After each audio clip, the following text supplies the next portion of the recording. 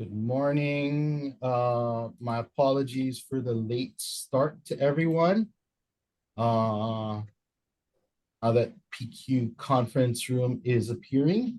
This meeting is called to order at 9:36 a.m. according to server time on my state computer, which I'm not sure is accurate. So first, some housekeeping. This meeting will be a virtual meeting. If we have issues with internet connectivity, we will reschedule the meeting following sunshine laws. If you wish to provide testimony, when we are at the testimony portions of this meeting, you can raise your hand in Zoom or in person, and our moderators will notify me you wish to address the committee. If you're joining by phone, input *9 on your phone. Our moderators will notify me. You can unmute yourself by pressing *6 and mute with *6. Per the published testimony, per the published agenda, we are limiting testimony to 5 minutes. So now that housekeeping is taken care of, my name is Darcy Oishi. I am the acting manager of the Plant Pest Control Branch and designated as chairperson of the Advisory Committee on Plants and Animals. I'd like to start this meeting with introductions. Advisory Committee, please state your name, your affiliation, and if joining remotely, if you're alone or if someone is in the room. We'll go by the order people join. Department of Health. Good morning, Grace Simmons, Department of Health. I am alone in my office. Thank you. Okay. Office formerly known as OEQC. I will remember the new acronym before I quit as chair. I'll ask you to remind me of that because Tom Eisen with the Office of Planning and Sustainable Development. It's every bit as much a mouthful as Office of Environmental Quality Control was. I'm all alone here in the State Office Tower where we did not move. We just changed our logo. Okay. Pam, I don't know how to, Hana Zoo, I guess. Pam Mizuno, retired from Paneva Rainforest Zoo and Gardens. And I am alone in this room. Fish and Wildlife. Yeah, good morning. Josh Fisher, invasive species biologist with the U.S. Fish and Wildlife Pacific Islands Fish and Wildlife Office, and I am alone except for 2 dogs. DLNR. Aloha, everyone. Chelsea Arnott on behalf of Rob Hoff with the Division of Forestry and Wildlife, and I am alone in my home office. TNC. Aloha, Sam Ohugan here, Nature Conservancy of Hawaii, University of Hawaii also, and I am the only one occupying this room. Okay, and I hope the background noises of DAGs emptying the trash is not percolating through. We've our first item is approval of minutes. I'm assuming the committee has had a chance to review the minutes. Yeah. I'll tackle October 2nd, 2023. Any questions or concerns about the minutes submitted for that one? If not, then I move to approve the minutes. Second. Thank you, Sam. For motion by Sam, second by Pam. Roll call vote. Tom. Aye. Pam. Aye. Josh. Aye. Grace. Aye. Chelsea. Hi. Sam. Aye. Minutes for, chair votes aye. Minutes for October 2nd is approved.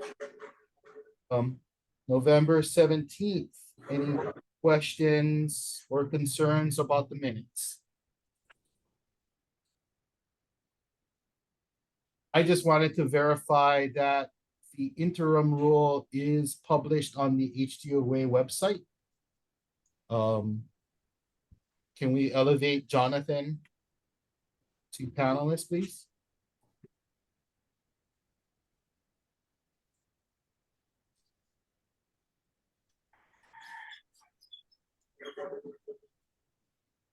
Jonathan, please introduce yourself to the committee.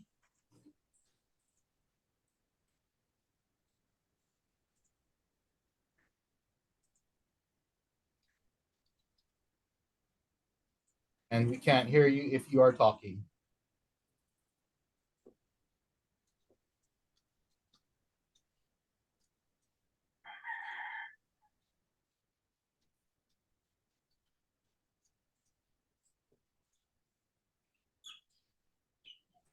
Jonathan?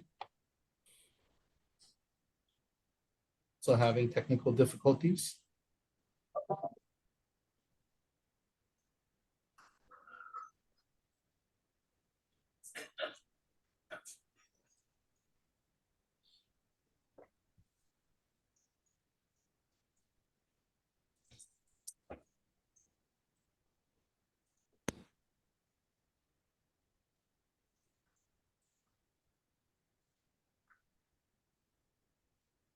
Okay, I would say let's delay things. I would say we move on to the agenda, but the second part of the agenda heavily involves Jonathan.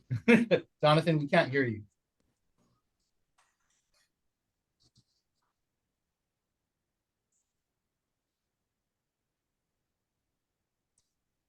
Oh.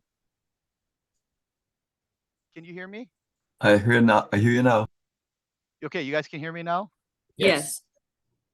Okay, I don't know what's going on. I'm really sorry about all of that. So, yeah, Jonathan Ho, the acting manager for the plant quarantine branch. Sorry about that. Sorry, Darcy, go ahead. So, is the interim role currently available on the website? Yeah. Okay, that was my only concern. Any other questions or concerns about the minutes for November, whatever date that was, since I lost my place in the notes? 17th. November 17th. Chair moves to approve. Do I have a second? Second.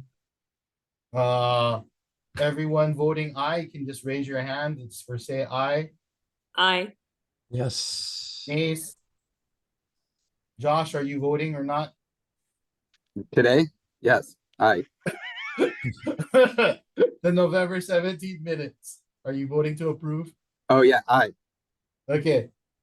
We're unanimous on that. Ayes have it. Okay, so we got Darcy, sorry, real quick. Who was the second? Sam. Oh, okay. Thank you. Thank you. Just to make sure. Thank you. Okay. Second item 4 on the agenda.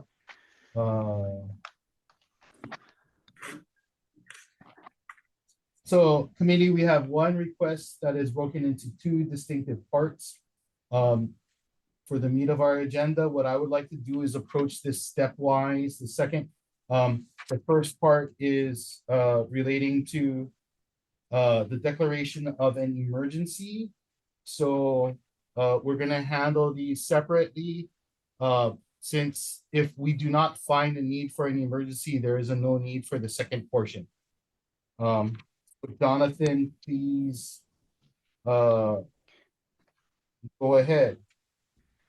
Yeah.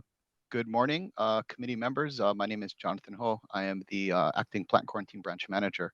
So yeah, we have a request, and as the chair said, it's 2 parts. So the first part is for a finding that the unrestricted intra-island movement of agricultural commodities, including but not limited to live plants, propagated plant parts, cut flowers, fruits, vegetables, green waste, and plant propagation media within the island of Oahu, constitutes an emergency justifying issuance of an interim rule to prevent the spread of the little fire ant. And for 2, a finding that the issuance of an interim rule to restrict the inter-island movement of the aforementioned commodities on the island of Oahu is required to prevent the spread of LFA from or to uninfested areas within the island of Oahu. So basically, the branch is proposing to implement the interim rule for LFA for the aforementioned quote unquote agricultural commodities. I think the committee is well aware of LFA and how bad it is in the biology, and you know how it's been in the state for quite some time. And that being said, this rule is being proposed because of the fact that, you know, we're starting to see quite a bit of spread on the island of Oahu, particularly on the windward side of Oahu.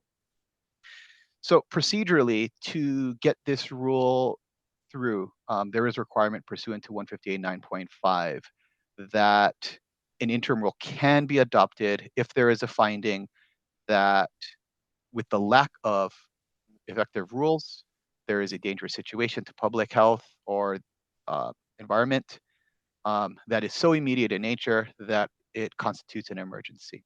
Again, part one of the submittal. And with that, no interim rule shall be effective for more than a year. And once adopted, the interim rule must be published once in any paper of general circulation within 12 days of issuance. So our authority gives us, 158.8 gives us the authority to regulate flora and fauna intrastate. And this interim rule provides us the means to further restrict the movement of LFA. And when you look at the rule itself, you know, the commodities are going to be very specifically regulated, again, from areas that are going to be deemed to be infested to other areas on the island of Oahu. If there's a question with regards to the possibility of, you know, moving it statewide, we limited to Oahu because we weren't seeing the same kind of spread on the other islands. However, that should that occur, obviously the ability to implement an interim rule for another island can be done. That being said, the 4-72 proposed rules that we had at the last meeting also have this authority kind of baked into it. So, you know, provided that gets done, there may not necessarily be need to do another interim rule specifically for LFA. There was one set of testimony that the department received from the Coordinating Group on Alien Pest Species, and basically kind of condensed the rule by adding some definitions. Looking at it against what was proposed by the branch, it's very similar. The only, I think, substantive difference is the fact that the term witnessing, or the fact that treatments need to be witnessed and approved by the department isn't specified specifically in the rule that was proposed in the version that was provided by CGAPs. It just says subject to treatment. You know, so something for us from a standard practice from quarantine, we witness treatments and we make sure that the treatments that are being applied are those that are known to be effective. Obviously, we don't want them to be treating with, you know, something that they feel may be effective but may not necessarily be effective. So that being said, you know, if the committee does want to use the CGAPs version, it can be done. But I think because it does cut out some of the wordiness.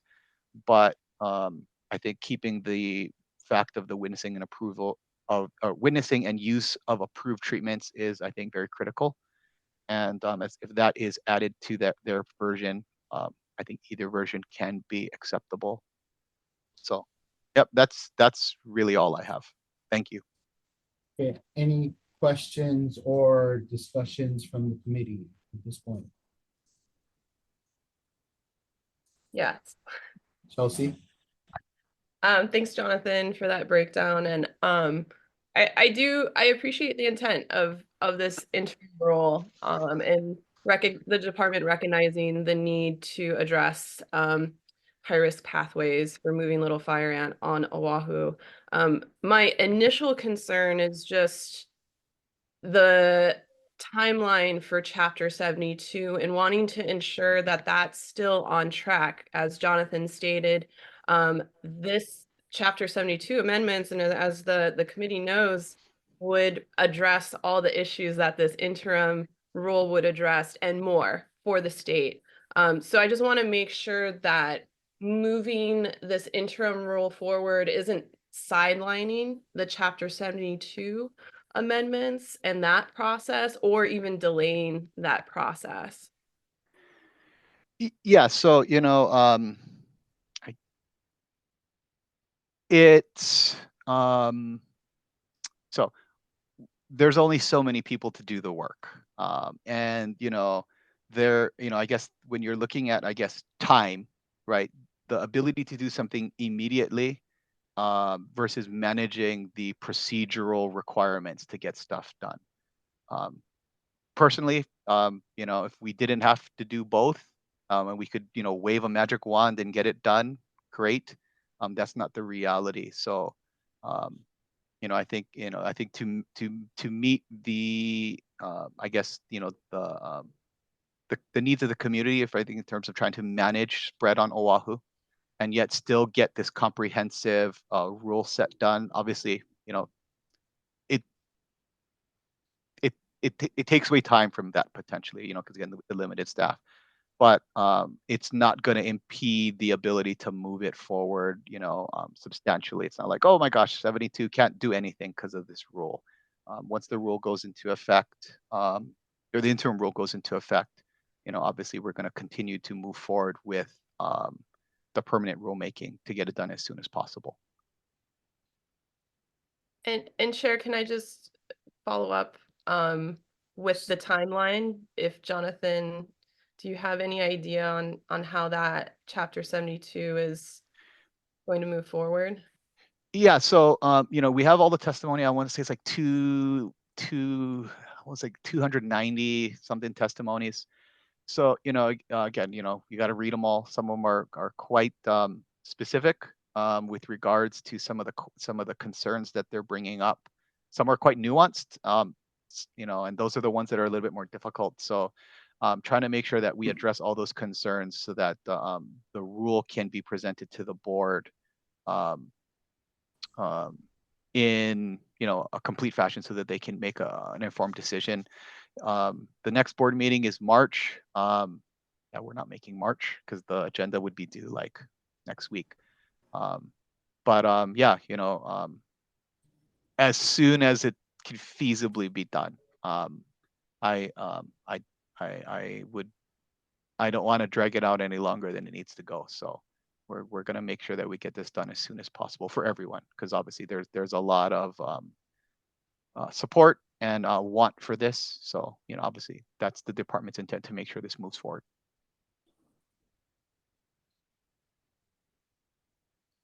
Perhaps related to that, I'm wondering about, with the interim rule, there's a 1-year sunsetting clause. Is what's going to happen in 1 year? Are we going to have everything solved by then, or need to do another one? Or will the Chapter 72 changes going to continue going forward? Or yeah, if you could maybe speak to that 1 year thing. Yeah, so the 1 year is the statutory limit for any interim rule. Obviously you're going to have like concurrent regulation potentially, and I don't expect that this rule will need to be in place for anywhere near that amount of time before 72 comes in and basically just supersedes what this rule is intending to do. Yeah, this is not a 1 year down the road kind of thing. We want to get this done as soon as possible.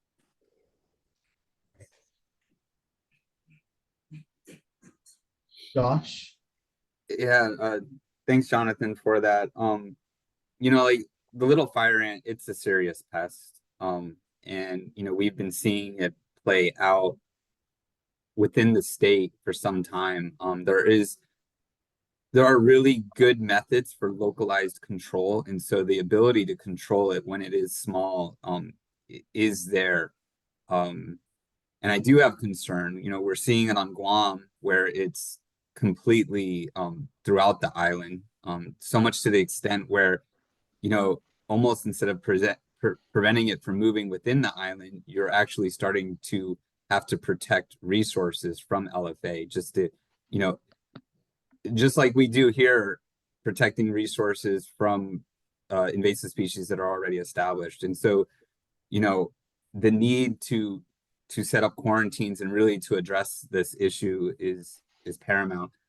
I guess where I have a little concern, because I do feel that this interim rule is really narrowly focused in the sense of just on Oahu. I think that LFA is playing out on the other islands, and I'm not understanding why just the emergency on Oahu and not the other areas. And so I do have concern for that. Another concern that I have is there was an interim rule for quarantine for CRB, and it was just on the last one, and that was withdrawn, citing that Chapter 472 would be released shortly. I believe that was what I was reading. And so, now we have this other interim rule for LFA, which the rule change would have addressed this as well. And so I am concerned about the timeline. And I guess I'm putting a couple of things out there, but if we could circle back about what the next step is for the Chapter 472 rule change. I think you said that it most likely won't make the agenda for the next meeting. So what would be the next steps? You go through all the testimony, and I do appreciate that, because having to go through all the written testimony for the mosquito suppression, environmental assessment, that public testimony, I mean, it takes some time and it's a lot of work. And so I do appreciate that. But I am just wondering, like, what the next steps are. You go through the testimony and then you present that, you get it on the agenda board, and then they will vote, or does it have to go through additional public review? Yeah, so there is Jonathan, hold on. Let me interject for a minute. Josh, to answer your question regarding Oahu, the limitation to Oahu, I want the committee to understand that we're have to follow sunshine law.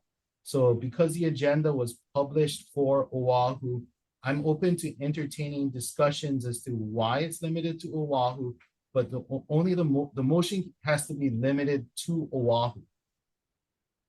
So please understand, I'm going to be, I want to entertain any discussion that's necessary as it regards to why limiting it to Oahu, but ultimately we're only deciding on a quarantine, a declaration of emergency for the island of Oahu. Okay. Okay. And if I heard it right, it's because you do not feel that there is spread on other, like, I guess, yeah. How come only Oahu? I understand that's what was written and that's what we have to stick to, but I guess I'm not clear why only Oahu constitutes this emergency. So yeah, so when we decided to move forward with the interim rule, obviously this was kind of concurrently done with 72.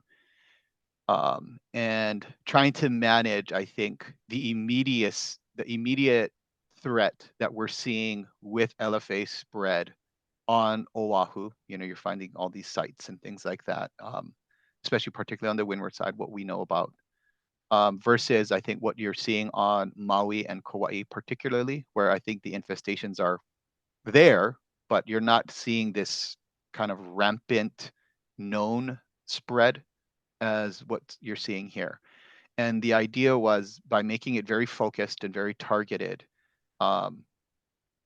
it kind of speeds its way through the process, and with the intent of getting the permanent rule done, so that should you start to see this same situation that's on Oahu going to Maui or to Kauai, you can start taking the action because it's already there. You don't need to come before the committee, have an interim rule, take all this time and effort to do that. So the intent was really to really focus on, kind of what the biggest uproar is about now, to move it as quickly as possible, to limit that direct impact as focused as possible. Basically, that's really why we did it this way.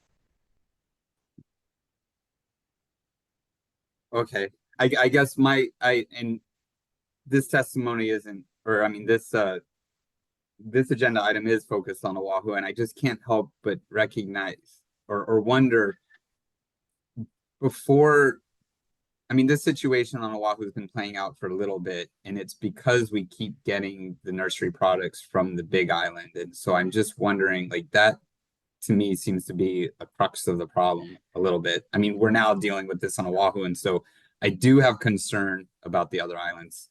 So I know I keep going among there. Yeah, I guess we'll focus on this one. I'm just wondering if it's too narrow or it's not being able to address the other islands. And I know that's why we have chapter 472, that rule change. It's just, yeah, I guess that one can't come soon enough.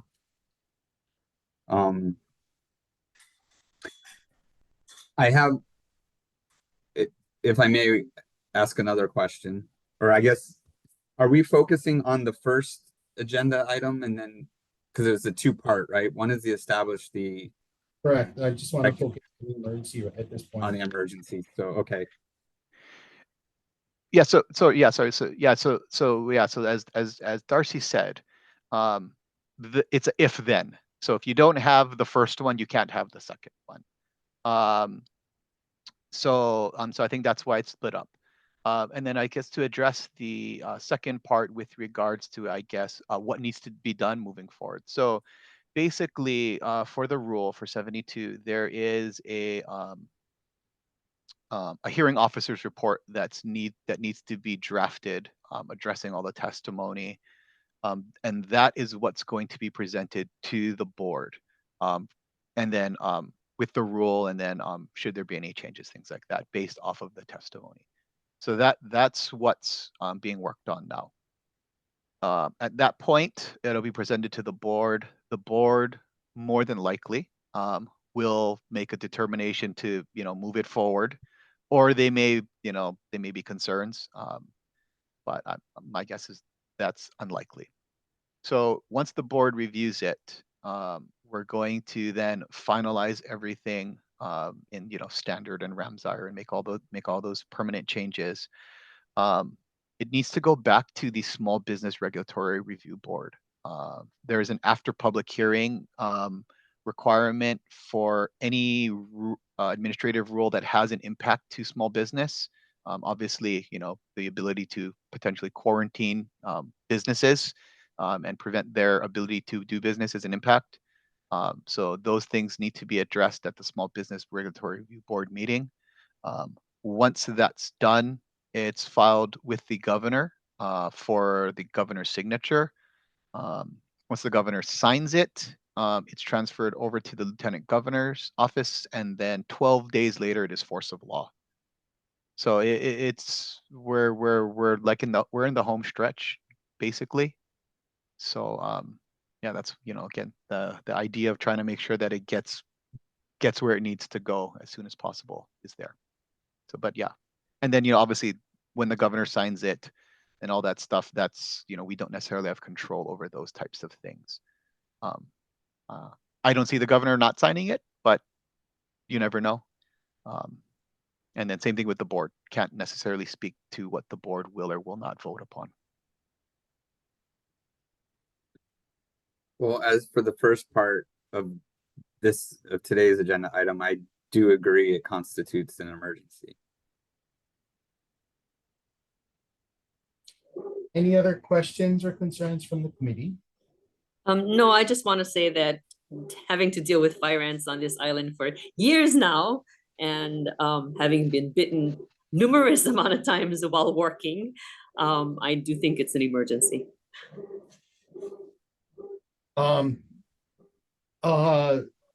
Jonathan made mention of written testimony submitted by the coordinating group on alien pest species. Is there anyone in our, I think it's virtual or in-person audience that wishes to provide testimony?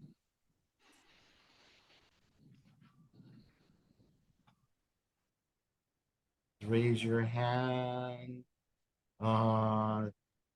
Okay, IT, can we please elevate Ms. Easley to panelist so she can provide testimony? Thank you, Ms. Easley. Please state your name and your organization. And Proceed. Testimony is being limited to 5 minutes, please.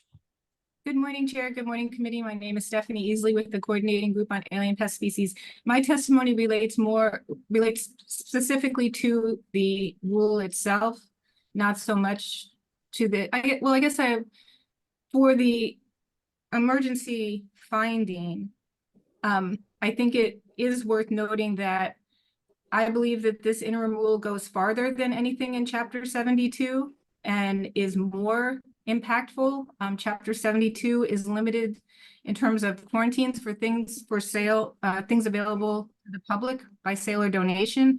This is an extremely broad quarantine authority that could apply, I think under my reading it, like to my condo building or any area.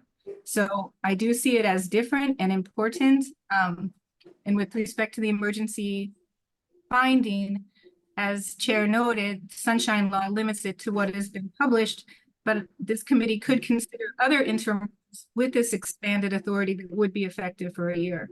And that's my entire testimony on part 1. Thank you.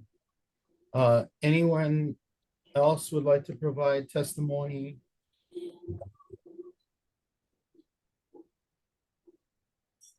There being none, I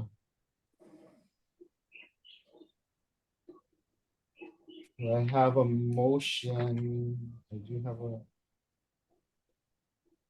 Okay, actually, I'll do it. Chair moves to approve the determination of an emergency status for the island of Oahu, as written in the submittal by Plant Quarantine. Do I have a second? Second. Seconds. All those in favor say aye. Aye. Aye.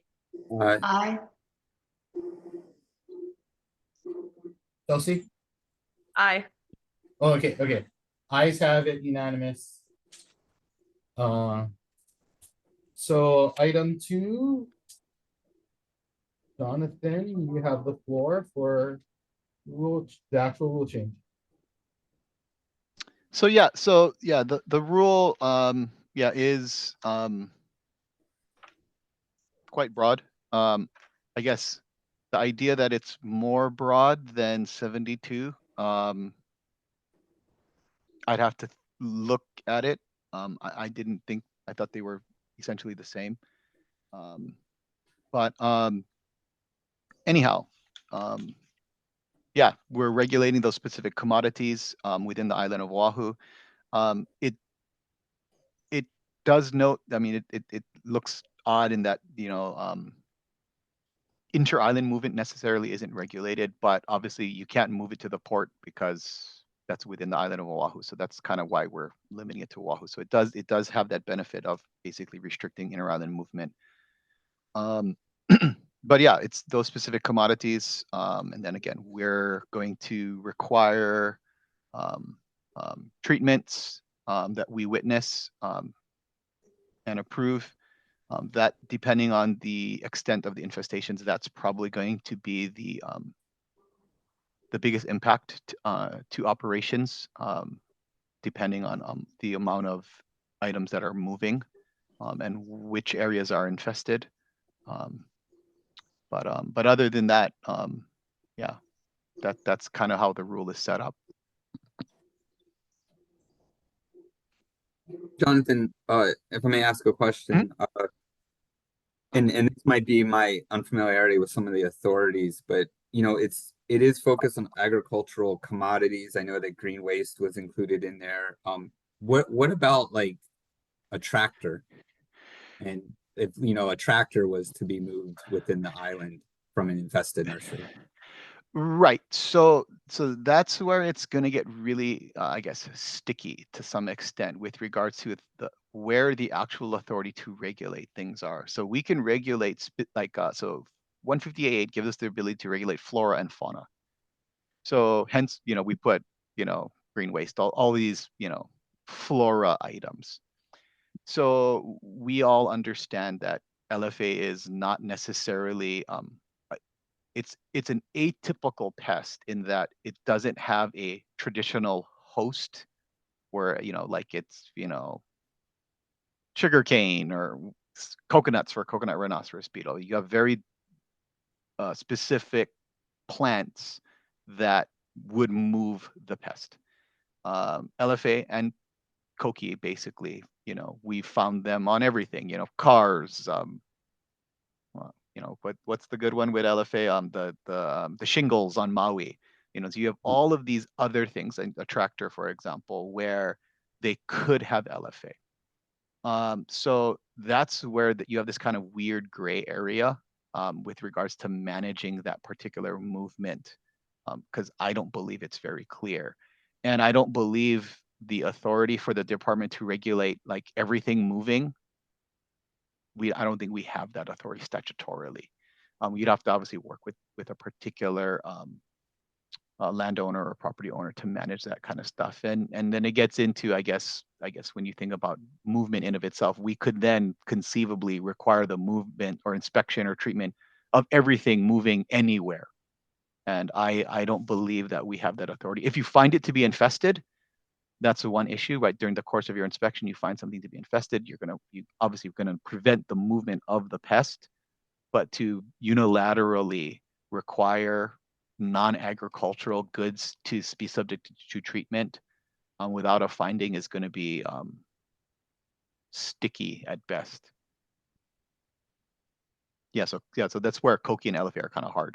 Koki, we found it on boats and cars and porta potties and pipes and all kinds of stuff. And there's not a good way to require treatment from that for those types of things.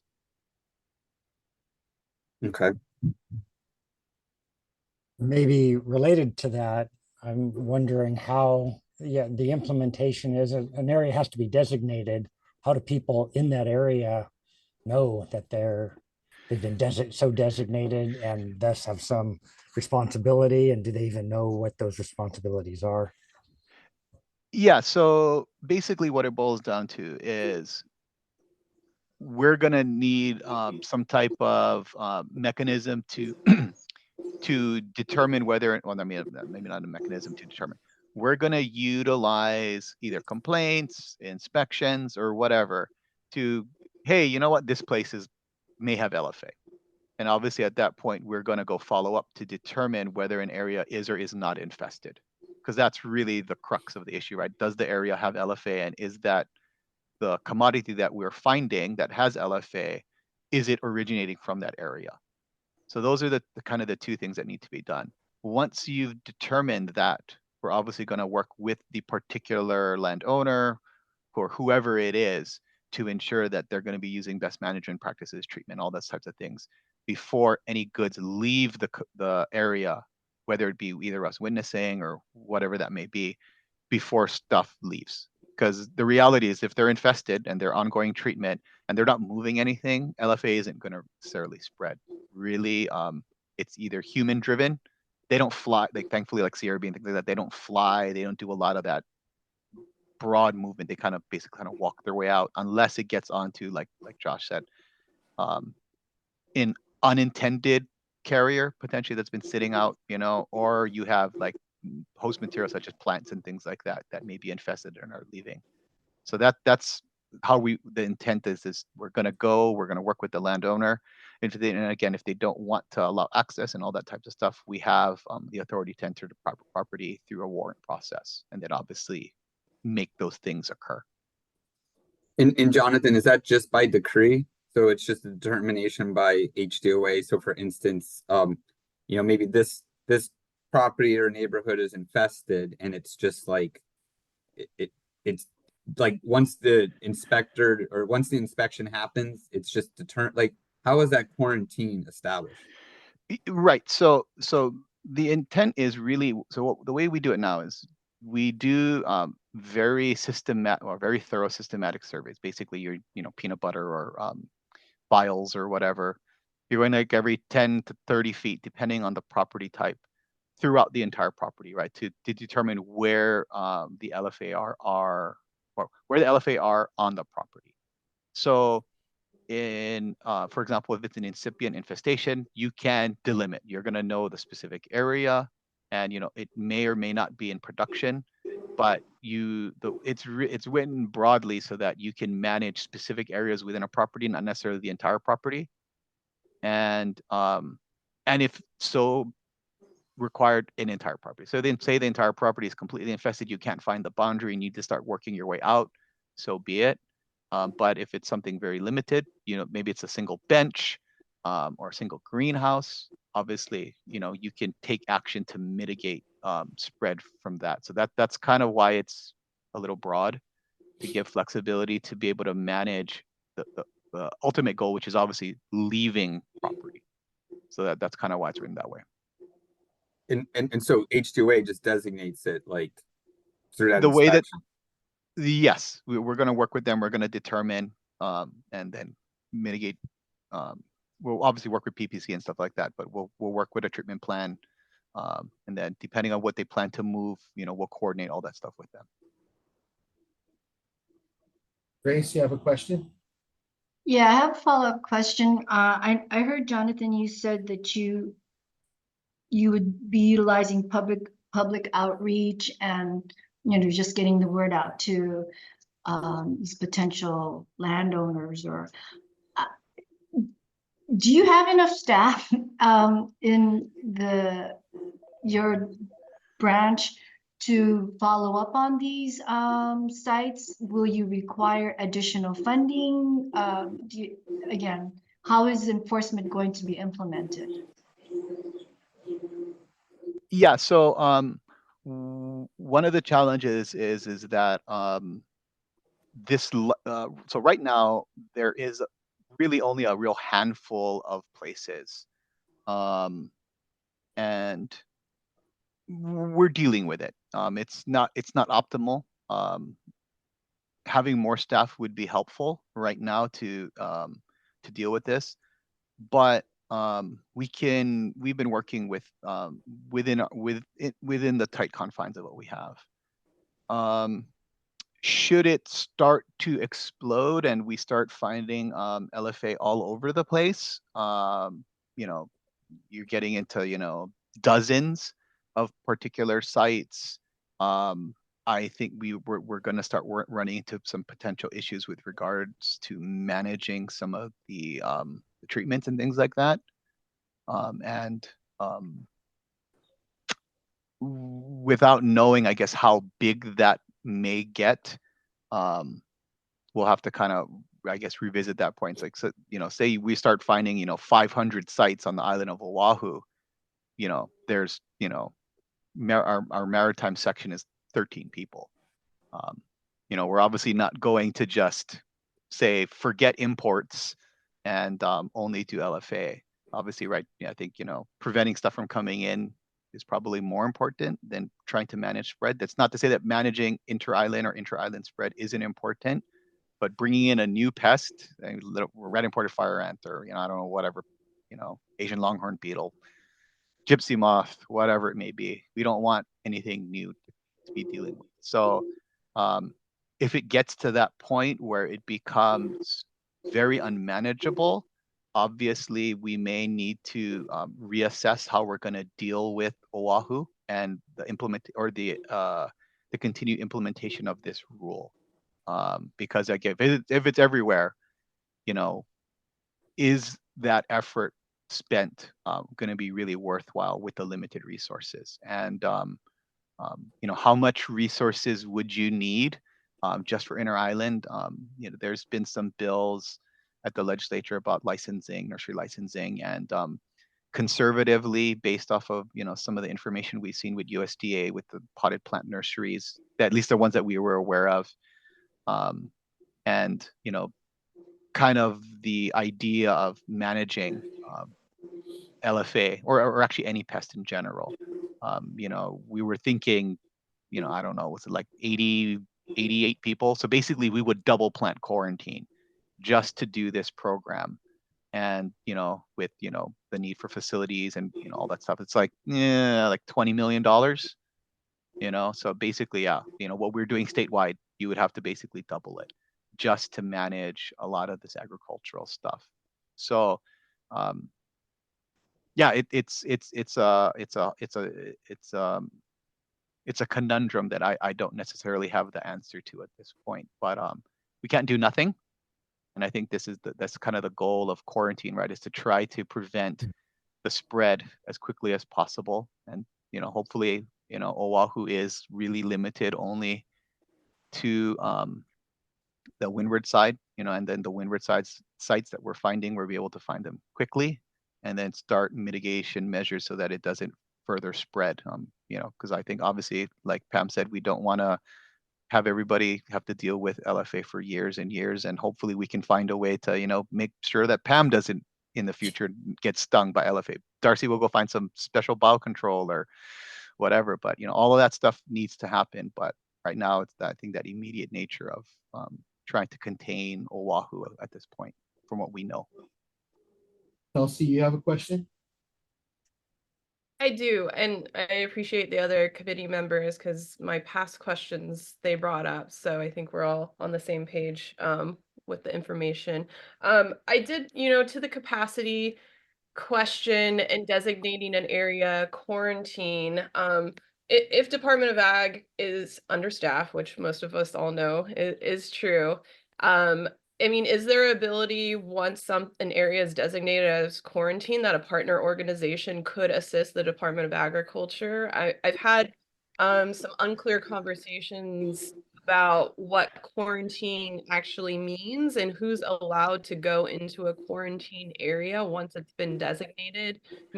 What I've heard is just plant quarantine inspectors only can enter into that area once it's deemed quarantine.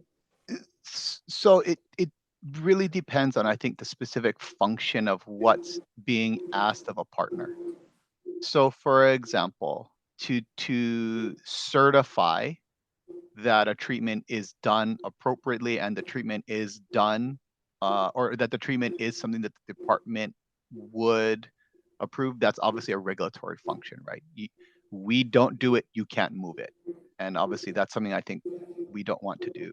We're not going to give up our regulatory authority. I think to assist a landowner with control or eradication or habitat modification, things like that, those are non-regulatory functions. And I think those things can be done potentially, provided that the landowner stuff wants all that stuff. I personally don't see that being an issue. But that's really the landowner or the property owner or the commodity owner's decision in terms of what assistance that they'd like. But I think the regulatory functions, we're not going to give them up because I think that's the whole point of having regulatory guys. Because say you guys do it, or say not you guys, but say in ISC or HAL does it, and then they choose not to do it, or it's not certified, or they reject it. You get into like some of these challenges, like can they file a complaint? What authority do they have to hold my stuff or not certify it? All those types of questions kind of come up. Whereas, I think for from the inspector standpoint, if you do something wrong, there's a very specific recourse that the stakeholder has to, file a complaint, things like that. Because the authority, like who's doing the work, what authority they have is very clear. Whereas, I think with a partner, it's not clear what they can or cannot do. And does the stakeholder have any recourse if that decision is not something that is the regulatory standard? Anyway, I hope that's kind of a long-winded answer, but I hope that kind of clarifies it. No, that's helpful. And Chair, if I can just follow up quick, and just a reminder that this is an interim rule. It's only good for a year. So Jonathan, when you were mentioning like there could be additional sites that are found, I feel like this interim rule is really targeted at trying to address what we do know already. And some of those high risk pathways in the nursery trade that we know about, but H2A doesn't have that clear authority that Chapter 72 would allow. And that's within that year timeline, kind of the areas that we would be focusing this interim rule on. Right. So the way that I look at these interim rules is that they're designed to be reactionary. right? They're designed to manage, you know, for all intents and purposes, an emergency. And because they bypass quite a bit of the public requirements, you know, they should be, in my opinion, very focused, right? Because, you know, you're affecting people. They may or may not have the ability to put their voice out there, whereas the public process, they have a lot of time to see the thing change and move and evolve to make sure that, you know, they have their say. And I think, you know, that's really, I think, why we do it this way. I know it's not, it's not, I think, as I think broad and expensive and as people would like, but I think that we gotta really live within the spirit of the law, especially with regards to people's rights and, you know, notice and things like that. So, but and you know, I think going back to, I think that idea of, you know, moving another rule forward should the committee want it, and all that kind of stuff. I think those things are not off the table, and they and again, they can occur. Like, we say we start seeing the same thing on Maui or Kauai before 72 exists. You know, we can have a meeting. We can, you know, go through this process again. I guess there'll probably be a lot less conversation and, you know, bing bing, and we move along. The first time is always the worst time.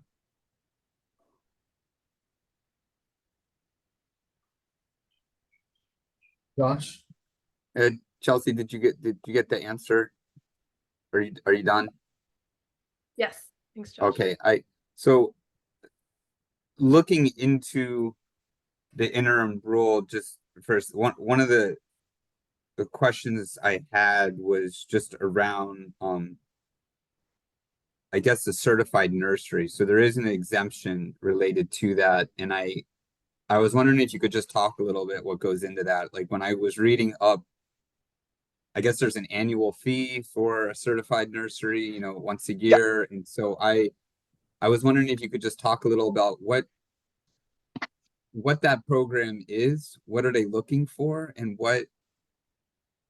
how often is it inspected? I mean, I would imagine, I guess if they're certified for the year. Correct. Yeah. So basically, the certified nursery program is a program that we it's basically a compliance agreement that we have with the state of California that allows for self-certification of plants, of plant material, if it's grown under very specific standards. And we've allowed folks to ship inter-island under those same standards because they're quite strict. So basically, the plants have to be grown off of clean stock.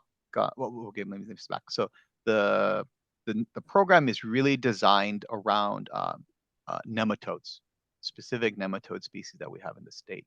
However, it is very broad in that any pest is something that California would take action on. So while a lot of the standards are really designed specific for nematode, a broad cleanliness standard is set. So basically, the plants have to be grown 18 inches off the ground. They can't use soil.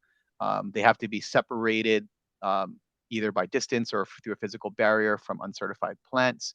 They can't have plants growing on the ground. They have to have a weed barrier. I mean, there's a lot of things that need to occur for these folks to get a certification. And I think there's like 115 of them in the state. Very, very little, because it's a lot of work. So what it boils down to is we go twice a year to these nurseries, and we certify their certified areas. So we don't necessarily certify an entire nursery, but we certify specific areas on the nursery. Some nurseries we do certify their entire nursery, depending on the nursery itself. And again, things like Koki, LFA, CRB, basically any insect or disease pest, if we find something, they cannot ship. We'll basically suspend the certification until they can remediate that particular issue. And I think going back to some of the licensing programs, like, the licensing program says once a year. So we're going twice as much already. And, with regards with like things like LFA, if you're going every 6 months, the likelihood of you getting these widespread infestations is pretty much impossible. They don't, basically propagate and spread that fast. So there's a lot of mitigation built into this process. I know that the concern is that, these guys could be, shipping uncertified products. I think, that's been an allegation. And for most of these nurseries, obviously if they're caught doing that, they lose their certification, and they're not going to be able to basically get the benefit that they're paying for. So we haven't had instances of that. Obviously their plants are still subject to inspection. There's no, we don't have to inspect it before movement, but they're subject to inspection. And to date, we haven't found people shipping plants that are uncertified. They have a nursery stock list that's on the department website, so we know which plants are certified and not, and all that kind of stuff. So if you start seeing plants that aren't on their certified benches, that there's problems there. And again, we haven't seen that. Could they be smuggling? Absolutely. But then again, anyone else could smuggle too. So I think that idea of just kind of singling out the certified nurseries isn't necessarily a valid one. But could it happen? Yes. So yeah, just a follow-up question to that. So if they have that, the plants that are inspected are those that are for export to California. Right? Correct. So that nursery could be a certified nursery for a specific bench for plants that are for export to, so it's almost a specific commodity. Could that nursery still be selling within the island, within state, that is not covered by that, but their nursery is certified? Yes. So the self-certification component is only for the certified areas. Anything on their property that isn't subjected to that would be subject to all the regulations. So for example, you could have a certified nursery on Oahu that could have LFA on part of their property, but not in their certified area. And obviously anything that left that part of the property would have to be treated and be witnessed prior to movement. Okay, yeah. So it says the nursery stock material originating from the certified nursery. So only those are allowed, but everything else would be fall under the quarantine. Yes, yeah. So we're not saying that if you have like hypothetically you have one bench and you have 1,000 benches on your property, we're not saying because you certified one bench you're going to be able to get everything else on the other 999 benches. No, it's only for the certified plants that are in the certified area, period. Nothing else. Okay, that's actually really helpful. Yeah, and then all the certified nursery owners are very clear about that. And and again, going through the review process with folks, if the guy comes in and says, oh, I have a 10-acre property, but I want to certify 200 square feet, we're like, yeah, no, clearly this isn't, when you look at the stock, there's no way that area can produce the amount of plants they may be shipping, things like that. So the nurseries are they understand that abuse is not going to help them, and that's why the vast majority of them do the right thing. And I think that one of the real challenges is that the folks that we work with a lot are those that do move, particularly inter-island, not necessarily within the island, because within island movement is very difficult to regulate, because you don't have any critical control points, right? You can just drive it along the street, like I'm gonna go take it 2 miles down the road to my friend's property and just stage it there, things like that. And that's really one of the challenges with on island movement. I think that would be this interim rule, right? Correct. Like, yeah. This is the the control point is the nursery, and it would be the quarantine. Yeah, and again, and I think that then it gets into the enforcement, right? So I mean, yeah, we could, I think conceivably we could quarantine 500 nurseries. We'll say we'll quarantine 500 nurseries. How can you really effectively manage, movement? Not like we can station somebody at every nursery. Yeah. So it's trying to manage, I think, gaining compliance against trying to prevent spread. And I think that's that real nuanced thing that we're really trying to get at with this regulation. And I guess, sorry for the other community members, the last question I have related to that is, are there any nurseries that have a certified nursery stock that are known to have LFA? No. Not on Oahu. Not on Oahu. Okay. Well, maybe not on Oahu that we're aware of. Maybe there could be. I'm not going to say that we've testing an entire property, but the certified, because I think I want to say Oahu. I want to say there's like 30 or something like that, maybe 27. I don't remember, but it's a handful. But we're not finding LFA in their certified areas, things like that. So it's pretty unlikely that they have at this point. Okay.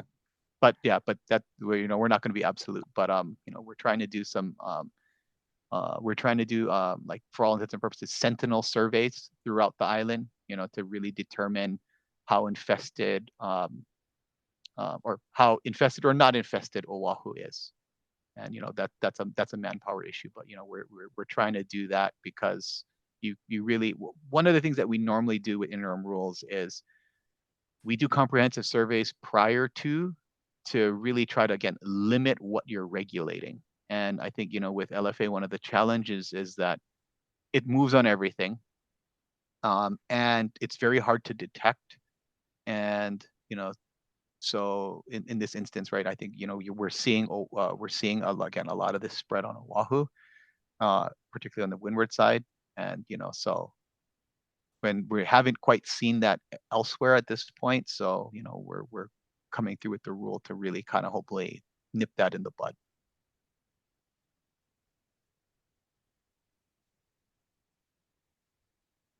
You're muted, Darcy, or Chair. Any other questions or concerns from the committee? I have a quick I guess just comments about this interim rule, and really do appreciate the recognition of emergency situation with little fire ant on Oahu, but kind of back to Josh's point that I mean, if this came up if there's another interim rule for Hawaii and Maui about little fire ant, I would vote also that there's an emergency on those islands happening. I mean, we were just at a meeting last week where we got report outs of the situation on Kauai, where they have 8 known infestations right now, and 2 just within the last few months of new infestations, but they have some really large infestations that they discovered back in 2022, and really no action has happened on those due to capacity and lack of resources. And yeah, that's a low number, and yeah, there's a huge amount of little fire ant infestations on windward Oahu, but that's just what we know. There's a lot of momentum and public education happening on windward Oahu, where people are actually testing their yards, and we're able to kind of have a bigger picture of what's happening. But that might not be the case for the rest of Oahu or even across the state. So just because we're seeing lower numbers, relatively speaking, compared to Oahu, I still think little fire ant in general for the state is an emergency situation. And just have a process question, with the thought that maybe chapter 72, I don't want to delay it, but if for some reason it's just taking a long time to move that forward, and we want to see action with being able to stop movement of these pests, I mean, what would it be more efficient use of your time, Jonathan, and our time to put an interim rule together that does include other islands, and maybe even, I'm just gonna throw that out here, like coconut rhinoceros beetle, on some of the islands? Can we put an interim rule together that would address all those issues? Or is it better to kind of piecemeal it like this, starting with Oahu and little fire ant?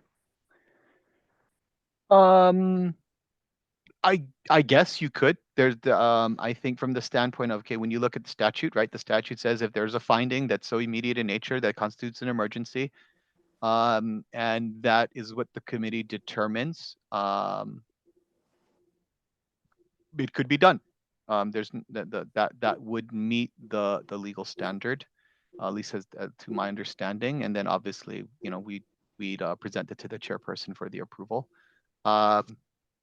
Yeah, I mean, it could be done. I mean, so like, for example, do we want to, I mean, does the committee want to, you know, create a, you know, a super comprehensive, you know, rule that manages CRB and LFA and across the state? And I guess it could be done. I'm just trying to think of how you would deal with it because of, you know, like Oahu and Big Island and the how you dealing with, you know, what's infested and not, and quarantine and not. But could you do it? Yeah. There's nothing that prevents it from occurring. Yeah. Well, personally, I feel that LFA is an emergency because of the public health issues. You know, people don't get bitten and by CRB. For me, that because I have dealt with it, I do think that constitutes an emergency for LFA. I think it's something that you need to get a control on as soon as possible.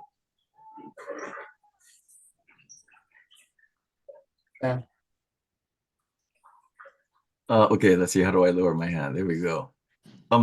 I would like to remind the group that we can discuss all of these possible actions and broadenings and tightenings and adjacent actions that we could take. But from my experience on the land board, unless we're going to discuss something that says, I do not support this particular motion, it's a better use of our time to frame it in those terms and then take action on this as necessary. Thank you, Sam. In the interest of time, I'd like to go to the audience to see if anyone would like to provide testimony to us. And I see already 2 hands raised. Only because Janet is at the top of my list on the attendees. Let's have Janet come forth, please. Hi, thank you. Please. I don't know that I'm representing the Farm Bureau in this comment. Maybe I should just, because I didn't speak with them about it before, but I'm just wondering if you're going to trying to move this out quickly, and it is limited to Oahu, could you have something ready at the go for other islands that probably do need an emergency rule right now too? So that it would be, there wouldn't be this much of a delay. If you can't even discuss having other islands at this meeting, I guess, because it's only to deal with what you have in front of you, which is Oahu. Could there be a way to have the other islands ready to roll out quickly? Yeah, so so Janet, I think, you know, I think that's what Chelsea is saying. And I think it's I guess the scope and the pests, I think going to be, I think, the biggest considerations. I think if you're doing one specifically for LFA, it would be pretty I think a lot easier to manage. I think because you basically just change the islands. And then I think bringing it back, I think that could occur. I think, you know, getting one for Koki and for CRB, I think maybe a little bit more, there'll be a little bit more work involved. But I think if you know, LFA specifically is something that wants to be done, I think turning that around could be done relatively quickly. Okay, thank you. I understand the discussion, how, you know, maybe it would be more efficient to have a bigger list than just the LFA, but if that's not going to happen quickly, then I just thought, okay, we can be prepared with doing this for other islands. Thank you. Committee, we can also entertain new business through a motion. where we could request that plant quarantine update us on other restrictions for declarations of emergency for other islands. Stephanie, oh, Josh, you had a Just my comment, and I know, I think we heard earlier that this, an interim rule like this wouldn't delay the already approved chapter 472 rule change amendment, and that's a process thing. I guess one of the things that we recognize that there is limited staffing, and so all these interim rules do take time, and I think we heard it wouldn't detract from the movement of that process, because Yeah, essentially that covers a lot of this.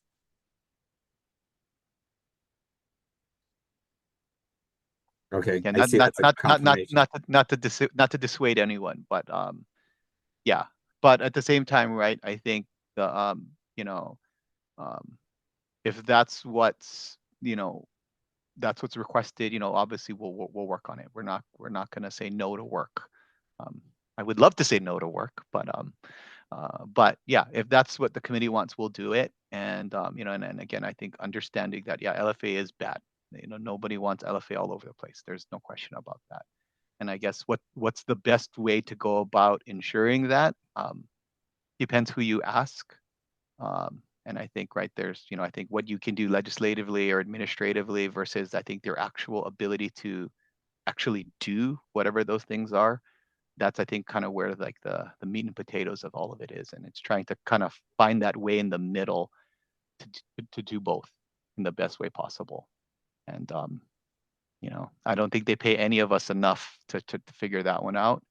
But, well, actually, they don't pay any of you guys because you guys aren't getting paid for being here. But, yeah, what that solution is, I don't know.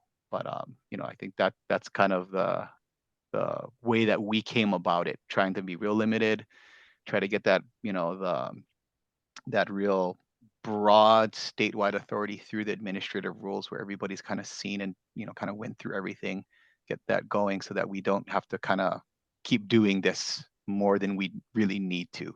That was really the intent of why we did it this way. Okay. Shall we let's have Stephanie Easley present her testimony. Good morning. Can you hear me, members of the committee? Yeah. My name is Stephanie Easley. I'm representing the coordinating group on alien pest species. My first comment is directed towards Jonathan. Jonathan, I believe treatment is defined in that revised draft to say treatment means the treatment witnessed or approved by the department. I hope that I sent you the correct version that includes that as the final definition.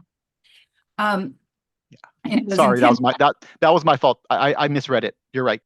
No problem. I just wanted to make sure that the intent of that rewrite was to make absolutely no changes to the proposed language other than the use of definitions for clarity. In the listening to the discussion, the beauty of an interim rule is that it addresses an emergency.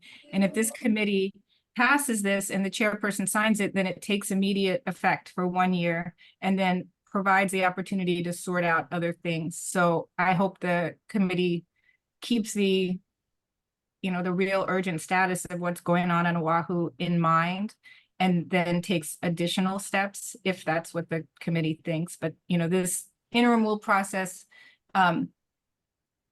is a way to get something immediately done, within the next 2 weeks. And I appreciate your time and consideration of it. I believe that the way that the authority in this interim rule exceeds the authority in the Chapter 72 rules is that it allows the quarantine of areas on an ongoing basis. Chapter 72, Section 3 prohibits the movement of commodities and pest-infested merchandise. So that would cover the tractor scenario, but it does not allow an ongoing quarantine of areas. And so I think that is, if that expansion is available, I think it would be very helpful to the department in terms of resources to say this area is quarantined. Sorry. But if that, to my reading, I have just my interpretation. I have some concerns that the process to quarantine an area or unquarantine an area and who does it and is it in writing may be vague. But if the AG passed on it and said that this is sufficient, then I have no argument with that at all because they know what they're talking about. It just maybe that would be just a consideration I had while reading it. Because it's just the languages, you can quarantine an area upon the determination that the area is infested with LFA. So it doesn't have an actor who would make that determination, or what the size of the area would be. And with respect to the exceptions, it seems like the certified nursery exception to me doesn't make sense, because if a nursery is so infested that HDOA under this rule doesn't just quarantine commodities within the nursery, goes to the extent of quarantining the whole nursery, except for those 2 benches, that it just doesn't make logical sense to me. And so, just to offer the same level of protection that would be offered to the whole nursery, I think it would be worth the committee considering, if they can make changes, that removing some of those exceptions for the limited purpose of this interim rule would make sense. And I hope that as the committee moves forward, they consider how interim rules like this could be utilized in anticipation of Festival of the Pacific, because we don't have anything for intra-island movement. And so, weaving that in with the ongoing LFA emergency, I think the ability to, if an interim rule could be drafted using this model that would allow HDOA to find a mulch pile on Hawaii Island that's infested with CRB and then quarantine that mulch pile, just so you can't take any of this material, not just we're going to treat it, but you have to leave the material here, that would be, worthwhile and help prevent the spread of CRB, which I think are all recognizing is at an emergency level. Thank you for listening to my testimony, and I'm available if you have any questions.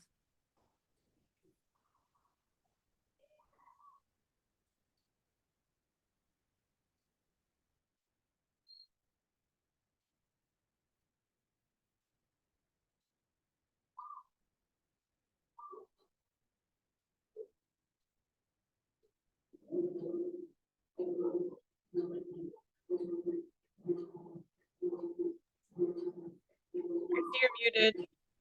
I don't know if you're talking with us. Oh, I am muted. My apologies. I was asking if anyone from the public, virtual or present in the room at Plant Quarantine, have any other testimony they would like to offer. Being none, any additional discussion from the committee? Being none. Darcy, I just, going back to Ms. Easley's testimony and talking about clarification of quarantine area. And I know Jonathan actually, he walked us through a scenario of what that would look like, but I'm wondering if it doesn't need clearer specifications of what would constitute a quarantine area. I mean, I was good with what Jonathan kind of walked us through in terms of identifying an infestation, but I don't know if we need to have like a buffer system, or that's just internal within Department of Ag of how they determine that in order to manage.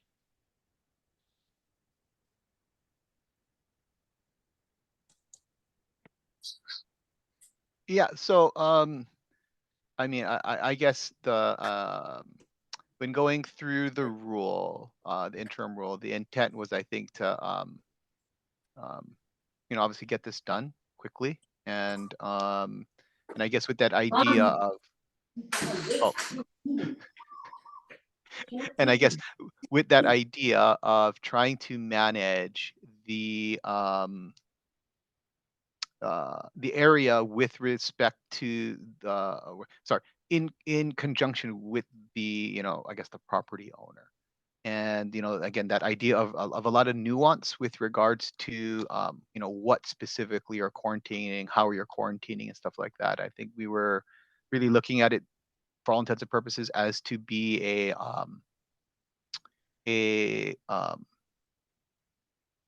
policy call to some extent, and to work obviously to work with the the infested person to ensure that they get the job done, kind of like what we've historically done in the past, because we find that that's really the best way of getting stuff done, is getting them on board to do the work, because the alternative is getting a warrant, and then the department's kind of got forced to do the work, which I think creates a completely different set of challenges with regards to obviously the resources to do the control portion, and then obviously getting access should there be another infestation or other issues in the future.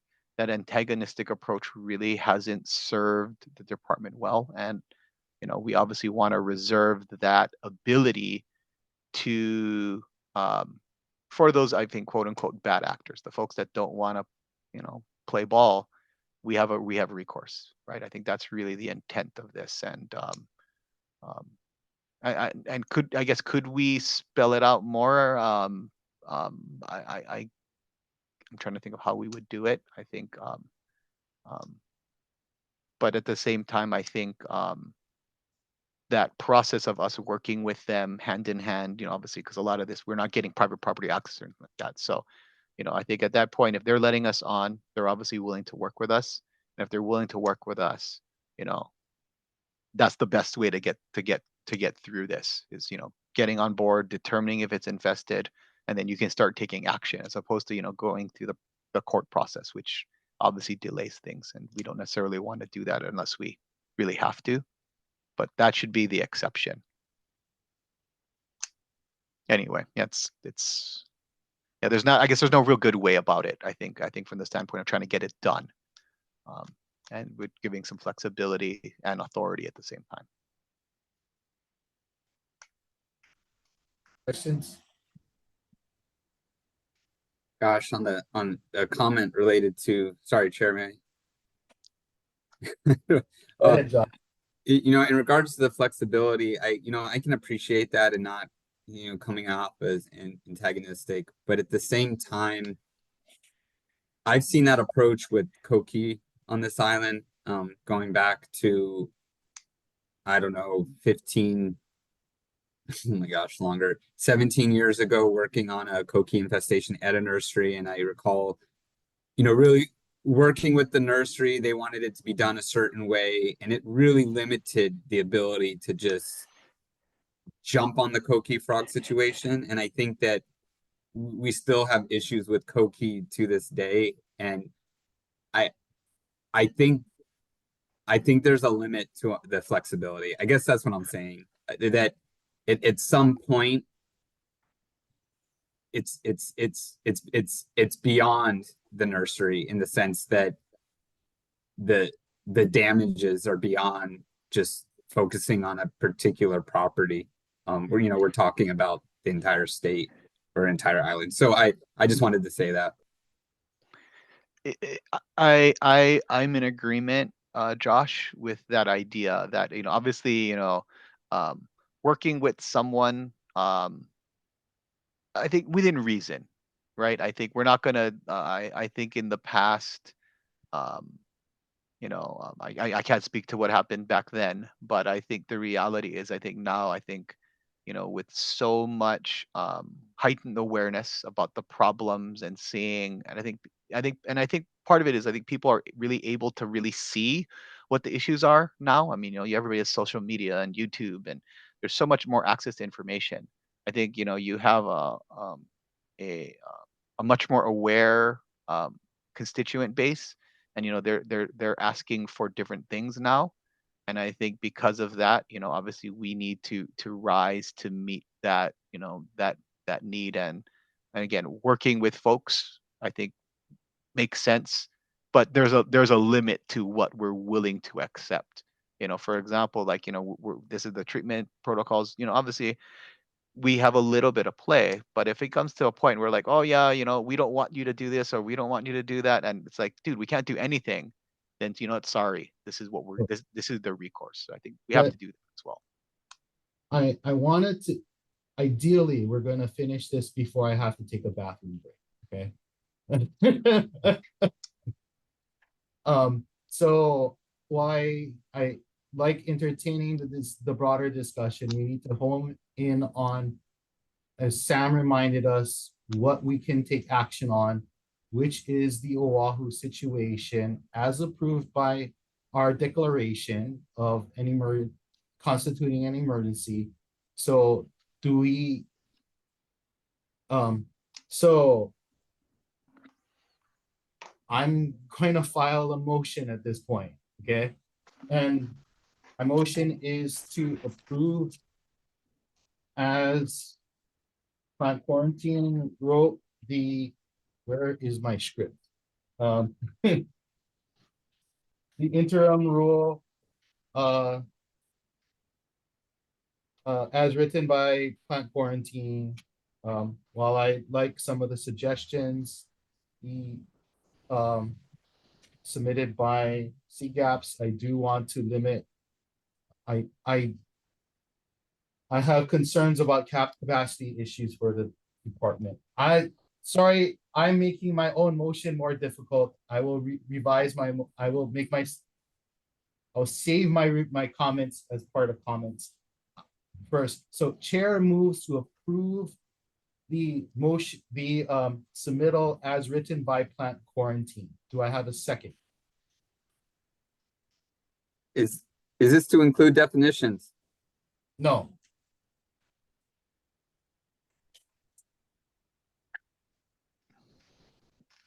Hearing that I have no second. For the purpose of discussion, I second the motion.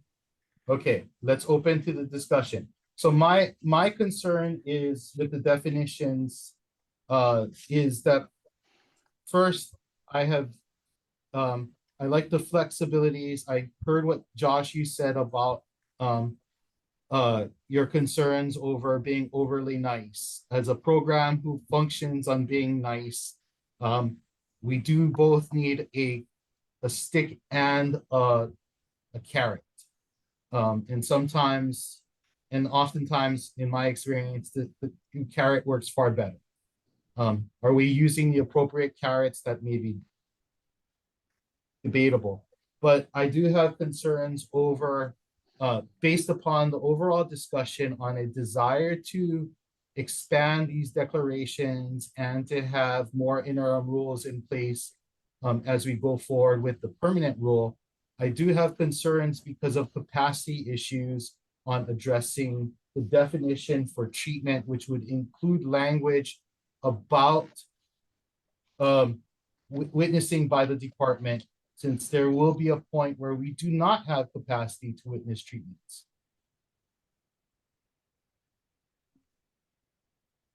So that is why I'm limiting it to the original language.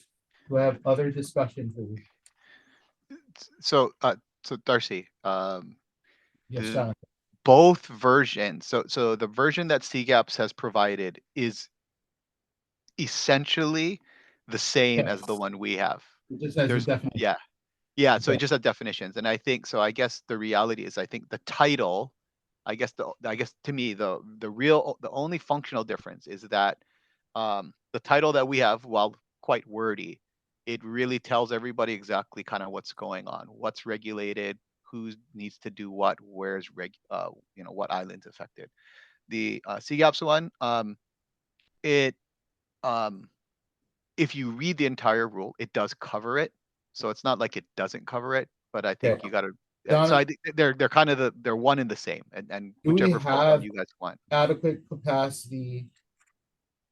I'm looking at this now as where we'd be setting a precedent applied for other islands. Do we have sufficient capacity to witness treatment? And then, and I think this kind of goes back to just how much there really is going to be. And Well, given you only have 2 staff on Kauai and 3 staff in Kona. Well, Yeah. Kona wouldn't be wouldn't necessarily apply for LFA. Yeah. But we're I still mean, establishing a precedent on how we enforce this. right. And the real and I guess for me, with regards to I guess the way the rule is set up in the way that we've always dealt with treatment. We witness everything. That's the way we do it. And I don't think we should get away from that because of the possibility of a capacity issue. And I say that we do it this way. And when we hit that threshold, when capacity becomes a problem, the department's going to need to revise how we deal with this, and we treat everyone the same, whatever it's going to be. And I think then it's fair. And at this point, you guys had to pay, but now we're telling everybody you don't have to pay, or you can self-certify, or whatever that may, or we're going to rescind the rule, or whatever that may be. But and I think there's a lot of possibilities of issues. Like, so what happens if you get a nursery on Molokai? There's no inspector. You're gonna have to fly somebody over to certify it. I mean, I think we can all envision a lot of issues with regards to the capacity, since all of us have that same issue to some extent. And I think based on what we know for Oahu, it's right now it's doable. It's not perfect, but we can do something. Perfect. And then we cross that bridge when we get there. And if it becomes like we're finding it in Kaava and Waianae and Hawaii Kai, is the rule necessary at that point? If you're finding it on I wouldn't say 4 corners, but if you're finding it all across the island, So then if it's no gonna longer really necessary, what do we do? well, at that point, we could rescind the rule. Okay, thank you. I think that's something can be done. They just can't exist longer than 1 year. There's no requirement that you need to manage them the entire time. Discussion? Can we call for a vote? Sure. I'll do roll call. Chair votes aye. Tom? Aye. Pam? Aye. Grace? Aye. Chelsea? Aye. Pam? Aye. Josh? Aye. Ayes have it, motion carries. Thank you. Do we have any desire for new business? I'd have to motion it and because it's not currently on the agenda. Like to see subsequent interim rules. So you would want to have a new, so there's a request for new business. Josh, does that constitute a first? Understanding that terminology. We have to make a motion to amend the agenda to allow for new business, since we do not have it currently allowed in the agenda.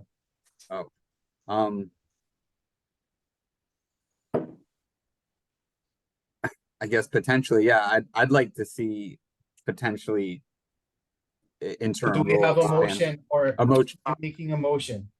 I'd like to make a motion for a new item. Do I have a second? Yeah, I'll second. All in favor, say aye. Aye. Aye. Chair votes aye. Pam and I Grace, just have one comment. I do need to leave the meeting. Do you still have a quorum? yes, we do. Okay, if I can be excused. You may be. Thank Thank you. you. Pam. Grace, are you voting aye or nay? I'm sorry, I didn't quite get the, sorry. To add it, to amend the meeting to allow for new business? Right now, Yes. I, Ayes have it. Josh, you have the floor. What would you like Oh, to? I what mean, do you I like to I address? guess the new businesses, I would just like to see additional,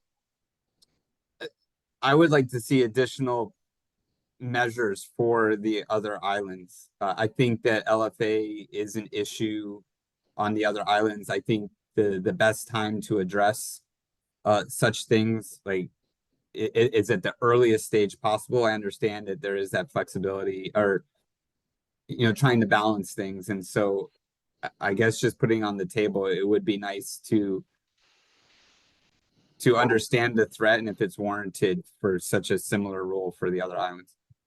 So are you asking for plant quarantine if there is no other submittals at the next PNA meeting to provide an update of the status, emergency status and potential amendments? I think if the subsequent chapter 472 rule change that is before that's with the department doesn't seem to be moving, that additional interim rules be entertained.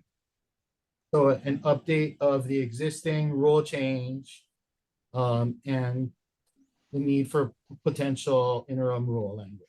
If they're for some reason foreseeing any more delays. Legal counsel, as matter of course, do I need to have members vote on something like this for it to be captured as a expectation for our next meeting? Sure, you can hold a vote. Okay. Any discussions on what Josh has raised? Okay, do I have a motion? I move to approve. I'll second. So Josh first and Sam seconds. All in favor, say aye. Aye. Aye. I, Unanimous. Do I have any other new business to entertain? Okay, I'm pretty sure I'll have a easy motion on this. Do I have a motion to adjourn? So moved. Me too. Sam move to adjourn, Tom second. All in favor, say aye. I. Ayes have it. It's unanimous. We are adjourned at 11:13 a.m. Thank you all. Thank you, Wow. Chair. Thank you, Jonathan. Thank Great to you. see you folks. Thanks, John. Thank you.